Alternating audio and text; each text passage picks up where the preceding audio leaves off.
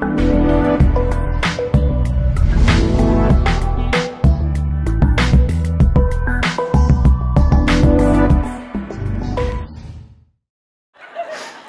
process of coming face to face with your obstacles time and time again, this process is what I call up-leveling, all right? And so I have a company called Up-Level You. And really, what happens every time you up-level is you create a new normal. And you become someone with new standards. And you become someone with higher energy.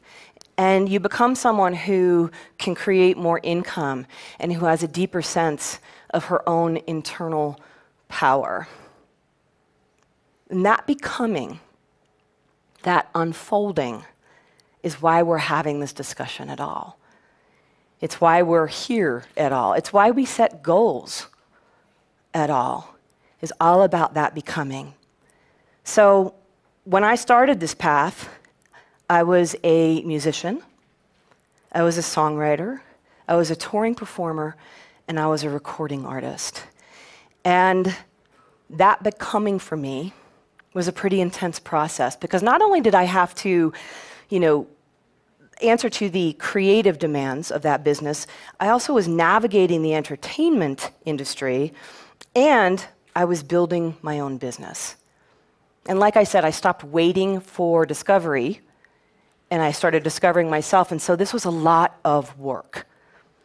But eventually that work paid off, and I created, my own little mini empire. And my ego started to get very comfortable with everything that I'd created. And I remember very, very well one night, I was signing CDs after a show, and this woman came up to me and handed me her CDs. She wanted me to sign them. And her husband was standing next to her, and he said 6 words to me that hooked me for a very, very long time. He said to me, "Man, you're living the dream." And he high-fived me, and I high-fived him back, even though I never high-five anybody. But I was living the dream. I was being successful, being an artist. And for 90 minutes, night after night, every night, I made everyone believe that. And I believed it myself. And for a while, it was true. For a while, that was true. But that was my onstage world. Several years of doing that, what started to emerge backstage was an entirely different story. Now I know you think music, you think concerts, you think entertainment industry, and you think backstage, and we're all sort of like, ooh, hookers and cocaine, right? But this was the folk world. This was folk music, so it's more like Pinot and kale chips, But my backstage looked even more different than that. Because what started to happen was that after my shows finished and after I was signing CDs, invariably there were 4 or 5 people waiting to talk to me. They were waiting till the line died down, and they had questions for me. And they wanted to ask me things like, how do I follow my dreams? How do I be more authentic? How do I build a business doing what I love? And I would just say to them, oh, come backstage. Let's talk about this there. And I'd be packing up, and I'd be coaching them. And I'd be like, okay, step 1, you gotta do this, gotta do this, gotta do this. I didn't call it coaching, but that's what I was doing. And night after night, slowly, this started to build. And it wasn't like anyone was telling anyone about this. I wasn't on stage going, and I'll coach you backstage. It wasn't that. This just started to evolve. It started to just happen, and I loved it. And I was embarrassed at how much I loved it. I was secretly really embarrassed at how much I loved it. And I remember one night when my backstage kind of collided with my front stage. It was after a show. It was after my little coaching circle had disbanded. And the sound engineer and the promoter of the show and the club owner and 2 other guys from the club, they were all walking me to my car. And we were walking down the street together. They were carrying my guitars. They were carrying my pedals. I didn't have anything in my hands. We're all being very hip, black T-shirts, jeans, talking music, talking art. I was being very cool. Got about 25 feet from my SUV, and I suddenly remembered something disastrous. The entire front seat of my car was littered with personal growth audiobooks. And business growth audiobooks and spiritual growth audiobooks. I think I had the entire Sounds True library in my front seat. I think Tammy Simon was just sitting there waiting for me. I don't even know what we were talking about, but I just took off running. I just started sprinting, and I flew. I got about 5 feet from the car. I had the key fob in the hand. I opened the door. I pulled the door open. I'm shoving Cheryl Richardson under the seat, Carolyn Mace into the glove box, Thich Nhat Hanh in the back, Jack Canfield under the front seat. And I'm grabbing T-shirts out of the back and covering all the evidence, because God forbid the cool kids discover that I'm into all this consciousness stuff and I'm into all this growth stuff. And that night was a really big shift for me, because I realized that my backstage had started to creep into my front stage, which is why the very first lesson of being the CEO of YOU is that you got to check backstage.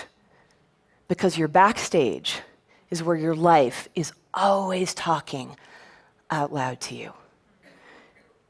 And it's weird, after that little audiobook escapade that night, this very strange phenomenon started to happen where my wise self started to show up each night at my performances. And she started to join me on stage at my performances. And one thing you got to know about my wise self is that she's not like floaty or glowy or angel-like in any way, shape, or form. My wise self is kind of the central casting, quintessential therapist woman. And she would come wandering out, wearing her Eileen Fisher, very drapey scarves, looking very elegant during my shows, and she would sit down while I was performing, and she would watch me. And then she would say, "So Christine, this moment right here, this right here that you're doing, how are you doing with this? How are you feeling?" And I'd be on stage and I'd be going, "I'm good, this is great, this is what I do, this is what I created, I'm on it." And then she would say,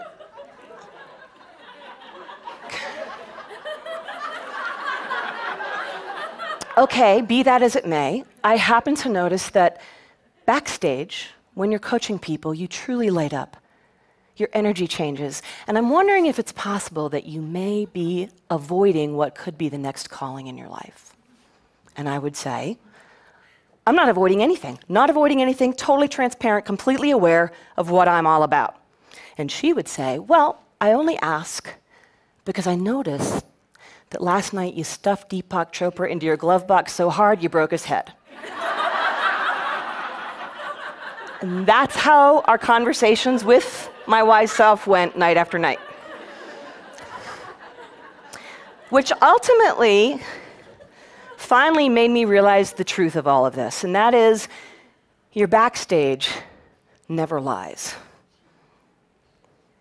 Your backstage absolutely never lies.